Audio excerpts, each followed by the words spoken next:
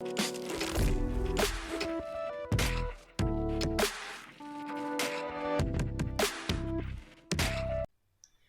everyone, welcome to Chess Advance. This is a game from round 10 of Tata Masters Edition. This is a game played between Magnus Carlsen and Parham Maghsoodloo, and this game features a very nice line of Queen's Gambit exchange variation. For Magnus to have chances of winning the tournament, and he actually has to win this game. So let's see how he does it. Parham starts with d4, Magnus plays d5, and Parham goes for c4, Queen's Gambit, and Magnus goes for e6. Okay, Parham goes for knight c3, Magnus goes for knight f6, and Parham goes for exchange variation. C captures, E captures, and goes for bishop g5. Magnus plays bishop e7, maybe hoping to castle, but not really. You'll see what I mean by this. Parham goes for e3, Magnus goes h6, bishop h4, and Magnus here takes Parham out of his preparation, and Magnus goes for the very nice bishop g4, as there are many moves in this position where castling was played, but Magnus goes for bishop g4. And from here on, there's only one game where queen b3 was played, but Parham actually goes for queen to a4 check, and it's a new move in the position. So definitely, it's going to get very interesting from here onwards. Okay, Magnus goes c6. Okay, Parham goes h3, and Magnus goes bishop h5. And Parham goes for the very nice queen c2. And now you can see g5 is definitely coming, and there are no retreat square for the bishop. But that's exactly what Magnus does. Magnus goes for the very nice c5, trying to create some chances as he definitely wants to win the game. Okay, Parham goes for g4, and Magnus goes for c captures. E captures, and Magnus retreats the bishop with bishop g6, and Parham captures the pawn.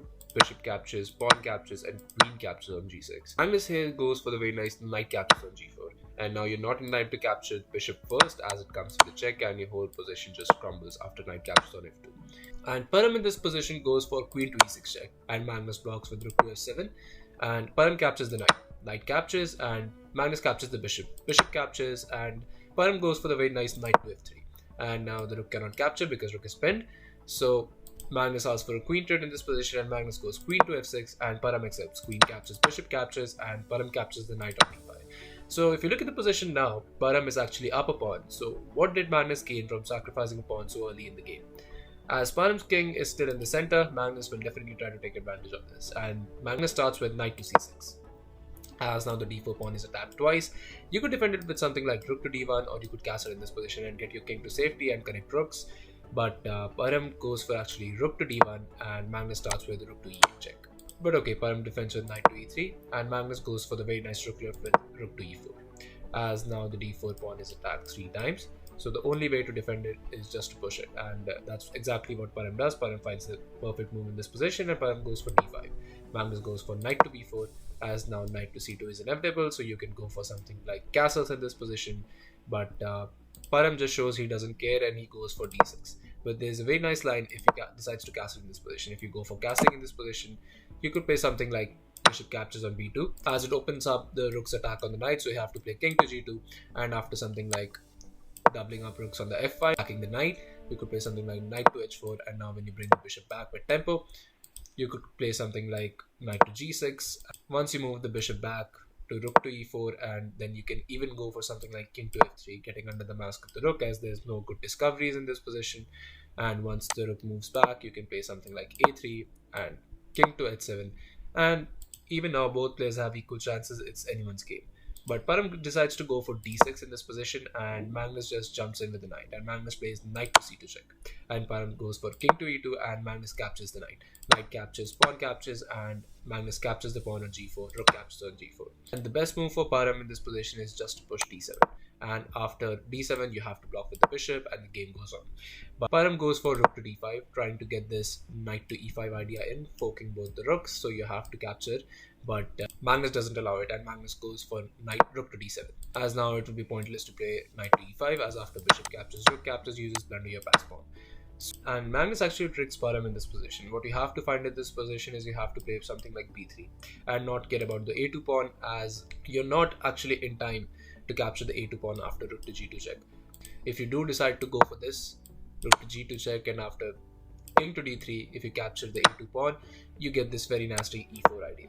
and now it will be very difficult to defend with something like e5, e6 is coming. So, but Parham goes for rook to f1, defending against the rook g2 check, which wasn't a threat in the first place, and Magnus just captures a clean pawn, and Magnus captures, bishop captures on b2.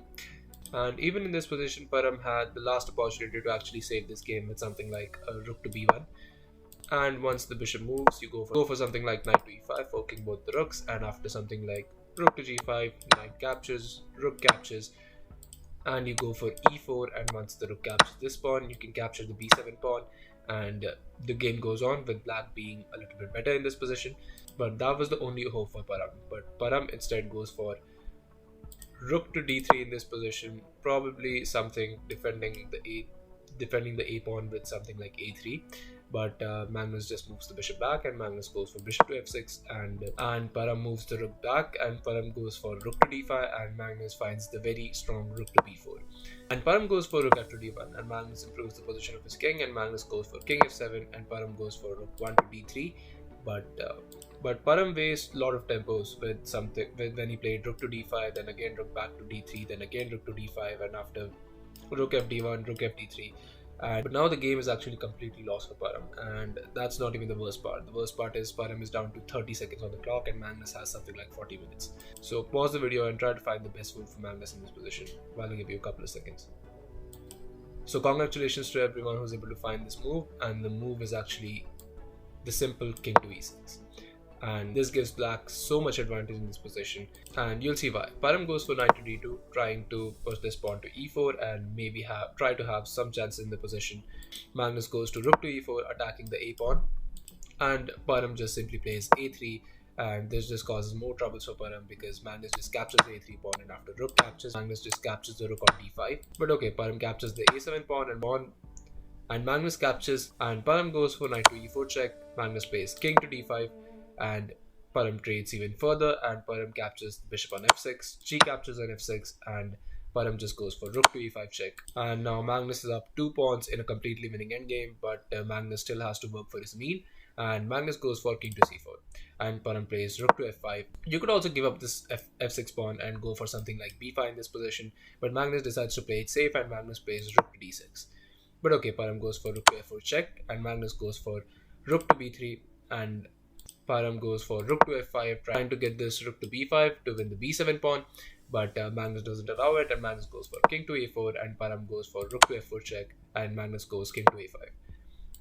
Parham goes for rook to h4, and Magnus just pushes b5 and sacrifices the h6 pawn. Okay, Parham captures it, rook captures at h6, and Magnus just pushes b4. Parham goes for e4, and Magnus just plays king to a4, and Parham pushes e5. And Magnus finds the only winning move for him in this position, not at all difficult to spot, and Magnus goes for rook to e6 in this position.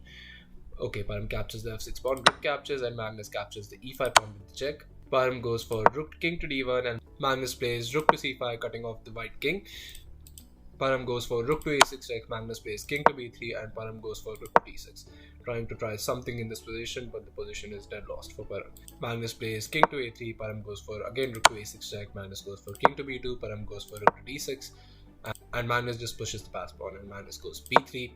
Parham goes for rook to d8, Magnus just plays king to b1 in this position, Parham goes king to d2, and Magnus just pushes b2, and Parham goes for rook to a8. Now it might seem like that the black king is completely boxed in, but there's a very easy solution for this, and Magnus plays it, and Magnus goes for rook to d5 check, and it was in this position that Parham Maghsoodloo resigned the game, and what a spectacular victory for Magnus Carlsen in this position. So the standings after round 10 is that Magnus is sharing 3rd place with Wesley So after Anish Giri and Nordebek Abusatorov. So yeah, Magnus has definitely recovered from his previous losses, and Magnus has been playing brilliant chess for the past few rounds. So let's see how he does it in the further rounds. So thank you all for watching. I'll be coming up with another amazing game from Tata Steels or from Chess World. So stay tuned for that, and I'll see you guys very soon. Thank you all.